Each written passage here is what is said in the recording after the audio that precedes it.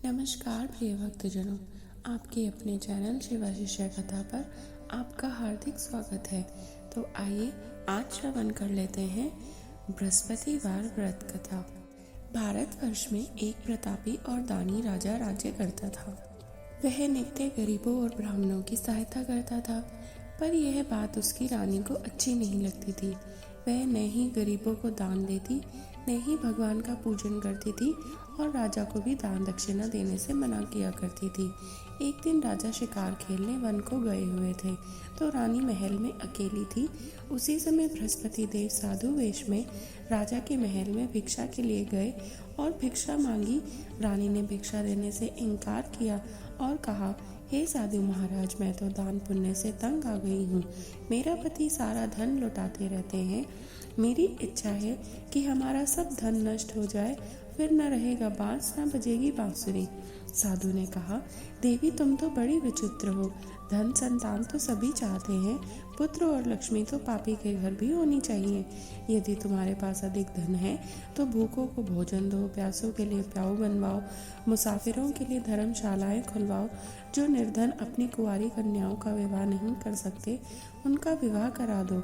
और ऐसे कई काम हैं जिनके करने से तुम्हारा यश लोक परलोक में फैलेगा। परंतु रानी पर इस उपदेश का कोई प्रभाव न पड़ा। वह बोली, महाराज आप मुझे कुछ न समझाएं। मैं ऐसा धन नहीं चाहती जो मैं हर जगह बांटती फिरूं। साधु ने उत्तर दिया, यदि तुम्हारी ऐसी इच्छा है तो तथास्तु। तुम ऐसा करना कि बृहस्पतिवार को घर लीपकर पीली मिट्टी से अपना सिर धोकर स्नान करना, भट्टी चढ़ाकर कपड़े धोना। ऐसा करने से तुम्हारा सारा धन नष्ट हो जाएगा। इतना कहकर वह साधु महाराज वहाँ से आलोप हो गए। साधु के अनुसार कई बातों को पूरा करते हुए रानी को अभी केवल 3 बृहस्पतिवार ही बीते थे कि उसकी समस्त धन संपत्ति नष्ट हो गई। भोजन के लिए राजा का परिवार तरसने लगा। तब एक दिन राजा ने रानी से बोला कि हे रानी, तुम यहीं रहो, मैं दूसरे देश को जाता हूँ, क्योंकि यहाँ पर सभी लोग मुझे जानते हैं, इसलिए मैं कोई छोटा कार्य नहीं कर सकता। ऐसा कहकर राजा परदेश चला गया। वहाँ वह जंगल से लकड़ी काट कर लाता और शहर में बेचता। इस तरह वह अपना जीवन व्यतीत करने लगा। इधर राजा के परदेश जाते ही रानी और दासी दुखी रहने लगी। एक बार जब रानी और दासी को 7 दिन तक बिना भोजन के रहना पड़ा, तो रानी ने अपनी दासी से कहा, हे दासी, पास ही के नगर में मेरी बहन रहती है। वह बड़ी धनवान है, तू उसके पास जा और कुछ ले आ, ताकि थोड़ी बहुत गुजर बसर हो जाए। दासी रानी की बहन के पास गई। उस दिन गुरुवार था और रानी की बहन उस समय बृहस्पतिवार व्रत की कथा सुन रही थी। दासी ने रानी की बहन को अपनी रानी का संदेश दिया, लेकिन रानी की बड़ी बहन ने कोई उत्तर नहीं दिया। जब दासी को रानी की बहन से कोई उत्तर नहीं मिला तो वह बहुत दुखी हुई और उसे क्रोध भी आया। दासी ने वापस आकर रानी को सारी बात बता दी। सुनकर रानी ने अपने भाग्य को कोसा। उधर रानी की बहन ने सोचा कि मेरी बहन की दासी आई थी, परंतु मैं उससे कुछ नहीं बोली, इससे वह बहुत दुखी हुई होगी। कथा सुनकर और पूजन समाप्त करके वह अपनी बहन के घर आई और कहने लगी, हे बहन, मैं बृहस्पतिवार का व्रत कर रही थी और उसकी कथा सुन रही थी। तुम्हारी दासी मेरे घर आई, पर जब तक कथा होती है तब तक ना तो उठते हैं और ना ही बोलते हैं, इसलिए मैं कुछ नहीं बोली। कहो, दासी क्यों गई थी? रानी बोली, बहन, तुमसे क्या छिपाऊं, हमारे घर में तो खाने को अनाज तक नहीं है। ऐसा कहते कहते रानी की आंखें भर आई। उसने दासी समेत पिछले 7 दिनों से भूखे रहने की बात अपनी बहन को विस्तार पूर्वक सुना दी। रानी की बहन बोली, देखो बहन, भगवान बृहस्पति देव सबकी मनोकामना को पूर्ण करते हैं। देखो, शायद तुम्हारे घर में अनाज रखा हो। पहले तो रानी को विश्वास नहीं हुआ, पर बहन के आग्रह करने पर उसने अपनी दासी को अंदर भेजा तो उसे सचमुच अनाज से भरा एक घड़ा मिल गया। यह देखकर दासी को बड़ी हैरानी हुई। दासी रानी से कहने लगी, हे रानी, जब हमको भोजन नहीं मिलता तो हम व्रत ही तो करते हैं, इसलिए क्यों ना इनसे व्रत और कथा की विधि पूछ ली जाए, ताकि हम भी व्रत कर सकें। तब रानी ने अपनी बहन से बृहस्पतिवार व्रत के बारे में पूछा। उसकी बहन ने सारी विधि बतलाई और कहा कि बृहस्पतिवार के व्रत में चने की दाल और मुनक्का से विष्णु भगवान को केले की जड़ में पूजन करें और दीपक जलाएं, व्रत कथा सुने और पीला भोजन ही करें। इससे बृहस्पति देव अत्यंत प्रसन्न हो जाते हैं। व्रत और पूजन विधि बताकर रानी की बहन अपने घर को लौट गई। 7 दिन बाद जब गुरुवार आया तो रानी और दासी ने व्रत रखा, घुड़साल में जाकर चना और गुड़ लेकर आईं। फिर उससे केले की जड़ तथा विष्णु भगवान का पूजन किया। अब पीला भोजन कहाँ से लाए, इस बात को लेकर दोनों बहुत दुखी थे। चूंकि उन्होंने व्रत रखा था इसलिए बृहस्पति देव उनसे प्रसन्न हो गए। इसलिए वे एक साधारण व्यक्ति का रूप धारण करके 2 थालों में सुंदर पीला भोजन दासी को दे गए। भोजन पाकर दासी प्रसन्न हुई और फिर रानी के साथ मिलकर भोजन ग्रहण ही किया। उसके बाद वे सभी गुरुवार को व्रत और पूजन करने लगे। बृहस्पति भगवान की कृपा से उनके पास फिर से धन संपत्ति आ गई, परंतु रानी फिर से पहले की तरह आलस करने लगी। तब दासी बोली, देखो रानी, तुम पहले भी इसी प्रकार आलस्य करती थी। तुम्हें धन रखने में कष्ट होता था, इस कारण सभी धन नष्ट हो गया। और अब जब भगवान बृहस्पति की कृपा से धन मिला है तो तुम्हें फिर से आलस्य होता है। रानी को समझाते हुए दासी कहती है कि बड़ी मुसीबतों के बाद हमने यह धन पाया है, इसलिए इसे हमें दान पुण्य करना चाहिए, भूखे मनुष्यों को भोजन कराना चाहिए और इस धन को शुभ कार्यों में खर्च करना चाहिए, जिससे तुम्हारे कुल का यश बढ़ेगा, स्वर्ग की प्राप्ति होगी और तुम्हारे पितृ भी अत्यंत प्रसन्न होंगे। दासी की बात मानकर रानी अपना धन शुभ कार्यों में खर्च करने लगी, जिससे पूरे नगर में उसका यश फैलने लगा। बृहस्पतिवार व्रत कथा के बाद श्रद्धा के साथ आरती की जानी चाहिए। इसके बाद प्रसाद बांटकर उसे ग्रहण कर लेना चाहिए। एक दिन राजा दुखी होकर जंगल में एक पेड़ के नीचे आसन जमा कर बैठ गया। वह अपनी दशा को याद करके व्याकुल होने लगा। बृहस्पतिवार का दिन था। एकाएक उसने देखा कि निर्जन वन में एक साधु प्रकट हुए। वह साधु वेश में स्वयं बृहस्पति देव थे। लकड़हारे के सामने आकर बोले, हे लकड़हारे, इस सुनसान जंगल में तू चिंता में मग्न क्यों बैठा है? लकड़हारे ने दोनों हाथ जोड़कर प्रणाम किया और उत्तर दिया, महात्मा जी, आप तो सब जानते हैं, मैं क्या कहूँ। यह कहकर रोने लगा और साधु को अपनी आत्मकथा सुनाई। महात्मा जी ने कहा, तुम्हारी स्त्री ने बृहस्पति के दिन बृहस्पति भगवान का निरादर किया है, जिसके कारण रुष्ट होकर उन्होंने तुम्हारी ये दशा कर दी। अब तुम चिंता को दूर कर गए, मेरे कहने पर चलो तो तुम्हारे सब कष्ट दूर हो जाएंगे और भगवान पहले से भी अधिक संपत्ति देंगे। तुम बृहस्पति के दिन कथा किया करो, 2 पैसे के चने मुनक्का लाकर उसका प्रसाद बनाओ और शुद्ध जल से लोटे में शक्कर मिलाकर अमृत तैयार करो। कथा के पश्चात अपने सारे परिवार और सुनने वाले प्रेमियों में अमृत व प्रसाद बांटकर आप भी ग्रहण करो। ऐसा करने से भगवान तुम्हारी सभी मनोकामनाएं पूर्ण करेंगे। साधु के ऐसे वचन सुनकर लकड़हारा बोला, हे प्रभु, मुझे लकड़ी बेचकर इतना पैसा नहीं मिलता जिससे भोजन के उपरांत कुछ बचा सकूं। मैंने रात्रि में अपनी स्त्री को व्याकुल देखा है। मेरे पास कुछ भी ऐसा नहीं जिससे मैं उसकी खबर मंगा सकूं। साधु ने कहा, हे लकड़हारे, तुम किसी बात की चिंता मत करो। बृहस्पति के दिन तुम रोजाना की तरह लकड़ियां लेकर शहर को जाओ। तुमको रोज से दुगना धन प्राप्त होगा, जिससे तुम भली भांति भोजन कर लोगे और बृहस्पति देव की पूजा का सामान भी आ जाएगा। इतना कहकर साधु अंतर्ध्यान हो गए। धीरे धीरे समय व्यतीत होने पर फिर वही बृहस्पतिवार का दिन आया। लकड़हारा जंगल से लकड़ी काटकर किसी शहर में बेचने गया। उसे उस दिन और दिन से अधिक पैसा मिला। राजा ने चना गुड़ आदि लाकर गुरुवार का व्रत किया। उस दिन से उसके सभी कलेश दूर हो गए, परंतु जब दोबारा गुरुवार का दिन आया तो वह बृहस्पतिवार का व्रत करना भूल गया। इस कारण बृहस्पति देव भगवान नाराज हो गए। उस दिन उस नगर के राजा ने विशाल यज्ञ का आयोजन किया था और शहर में यह घोषणा करा दी थी कि कोई भी मनुष्य अपने घर में भोजन न बनावे, न आग जलावे, समस्त जनता मेरे यहाँ भोजन करने आवे। इस आज्ञा को जो न मानेगा उसे फांसी की सजा दी जाएगी। इस तरह की घोषणा संपूर्ण नगर में करवा दी गई। राजा की आज्ञा अनुसार शहर के सभी लोग भोजन करने गए, किंतु लकड़हारा कुछ देर से पहुंचा, इसलिए राजा उसको अपने साथ घर लिवा ले गए और ले जाकर भोजन करा रहे थे तो रानी की दृष्टि उस खूंटी पर पड़ी जिस पर उसका हार लटका हुआ था।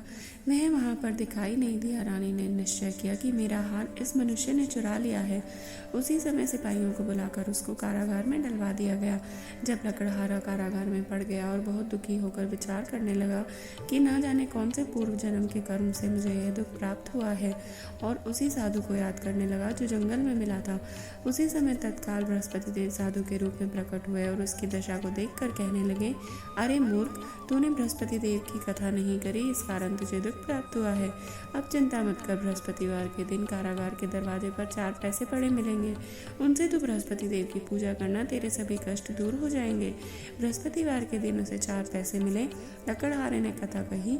उसी रात्रि को बृहस्पति देव ने उस नगर के राजा को स्वप्न में कहा, हे राजा, तुमने जिस आदमी को कारागार में बंद कर दिया है वह निर्दोष है, वह राजा है, उसे छोड़ देना।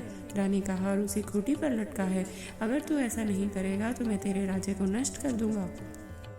इस तरह रात्रि के स्वप्न को देखकर राजा प्रातःकाल उठा और खूंटी पर हार देखकर लकड़हारे को बुलाकर क्षमा मांगी तथा लकड़हारे को योग्य सुंदर वस्त्र आभूषण देकर विदा किया। बृहस्पति देव की आज्ञा अनुसार लकड़हारा अपने नगर को चल दिया। राजा जब अपने नगर के निकट पहुंचा तो उसे बड़ा आश्चर्य हुआ। नगर में पहले से अधिक बाग, तालाब, कुएं तथा बहुत सी धर्मशाला, मंदिर आदि बन गई है। राजा ने पूछा, यह किसका बाग और धर्मशाला है? तब नगर के सब लोग कहने लगे, यह सब रानी और बांदी के हैं। तो राजा को आश्चर्य भी हुआ और गुस्सा भी आया। तब रानी ने यह खबर सुनी कि राजा आ रहे हैं तो उन्होंने बांदी से कहा, हे दासी, देख, राजा हमको कितनी बुरी हालत में छोड़ गए थे, हमारी ऐसी हालत देखकर कहीं वे लौट ना जाएं, इसलिए तू दरवाजे पर खड़ी हो जा। आज्ञा अनुसार दासी दरवाजे पर खड़ी हो गई। राजा आए तो उन्हें अपने साथ लिवा लाई। तब राजा ने क्रोध करके अपनी रानी से पूछा कि यह धन तुम्हें कैसे प्राप्त हुआ है? तब उन्होंने कहा, हमें यह सब धन बृहस्पति देव के इस व्रत के प्रभाव से प्राप्त हुआ है। राजा ने निश्चय किया कि 7 रोज बाद तो सभी बृहस्पति देव का पूजन करते हैं, परंतु मैं प्रतिदिन में 3 बार कहानी तथा रोज व्रत किया करूंगा। अब हर समय राजा के दुपट्टे में चने की दाल बंधी रहती थी और दिन में 3 बार वह कहानी कहते थे। एक रोज राजा ने विचार किया कि चलो अपनी बहन के यहाँ हो आवे। इस तरह निश्चय करके राजा घोड़े पर सवार हो अपनी बहन के यहाँ को चलने लगे। मार्ग में उसने देखा कि कुछ आदमी एक मुर्दे को लिए जा रहे हैं। उन्हें रोककर राजा कहने लगे, अरे भाइयों, मेरी बृहस्पति देव की कथा सुन लो। वे बोले, हमारा तो आदमी मर गया है, इसको अपनी कथा की पड़ी है। परंतु कुछ आदमी बोले, अच्छा कहो, हम तुम्हारी कथा भी सुन लेंगे। राजा ने दाल निकाली और जब कथा आधी ही हुई थी कि मुर्दा हिलने लग गया और जब कथा समाप्त हुई तो राम राम करके मनुष्य उठकर खड़ा हो गया। आगे मार्ग में उसे एक किसान खेत में हल चलाता हुआ मिला। राजा ने उसे देखा और उससे बोला, अरे भाई, तुम मेरी बृहस्पतिवार की कथा सुन लो।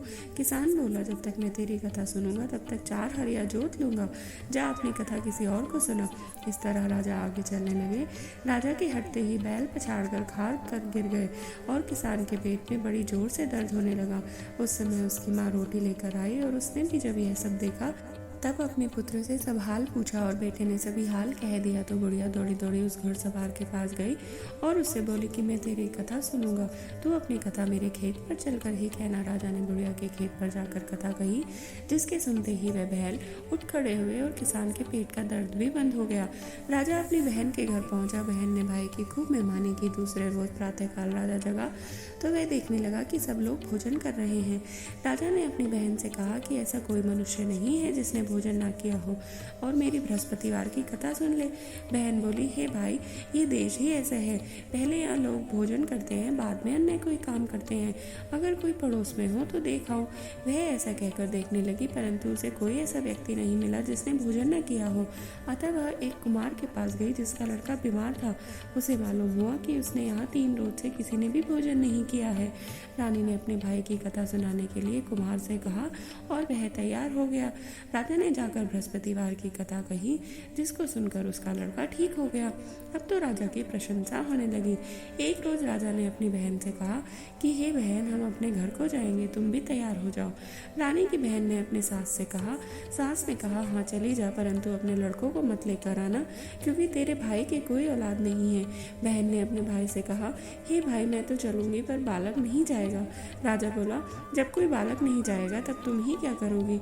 बड़े दुखी मन से राजा अपने नगर को लौट आया। राजा ने अपनी रानी से कहा, हम निर्वंशी हैं, हमारा मुंह देखने का धर्म नहीं है और कुछ भोजन आदि भी नहीं किया। रानी बोली, हे प्रभु, बृहस्पति देव ने हमें सब कुछ दिया है, वह हमें औलाद भी अवश्य देंगे। उसी रात को बृहस्पति देव ने राजा से स्वप्न में कहा, हे राजा, उठ, सभी सोच त्याग दे, तेरी रानी गर्भ से है। राजा की ये बात सुनकर उसको बड़ी खुशी हुई। 9वें महीने में उसके गर्भ से एक सुंदर पुत्र पैदा हुआ।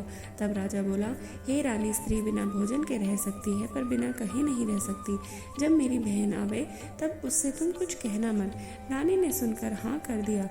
तब राजा की बहन ने यह शुभ समाचार सुना तो वह बहुत खुश हुई तथा बधाई लेकर अपने भाई के यहाँ आई। तभी रानी ने कहा, घोड़ा चढ़कर तो नहीं आई, गधा चढ़कर आई। राजा की बहन बोली, भाभी, मैं इस प्रकार न कहती तो तुम्हें औलाद कैसे मिलती। बृहस्पति देव ऐसे ही हैं, जैसे जिसके मन में कामनाएं हैं सबको पूर्ण करते हैं। जो सद्भावना पूर्वक बृहस्पतिवार का व्रत करते हैं एवं कथा पढ़ते हैं अथवा सुनते हैं और दूसरों को सुनाते हैं, बृहस्पति देव उनकी सभी मनोकामना पूर्ण करते हैं। भगवान बृहस्पति देव उसकी सदैव रक्षा करते हैं। संसार में जो मनुष्य सद्भावना से भगवान जी का पूजन व्रत सच्चे हृदय से करते हैं तो उनकी सभी मनोकामनाएं वो पूर्ण करते हैं। जैसी सच्ची भावना से रानी और राजा ने उनकी कथा का गुणगान किया तो उनकी सभी इच्छाएं बृहस्पति देव जी ने पूर्ण की थी। इसलिए इस पूर्ण कथा को सुनने के बाद प्रसाद खाकर ही जाना चाहिए।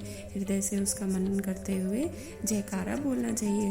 तो सब बोलो, बृहस्पति देव भगवान की जय, विष्णु भगवान की जय। ऐसी ही और कथाओं को सुनने के लिए कृपया सब्सक्राइब करें और बोलते रहें, हर हर महादेव।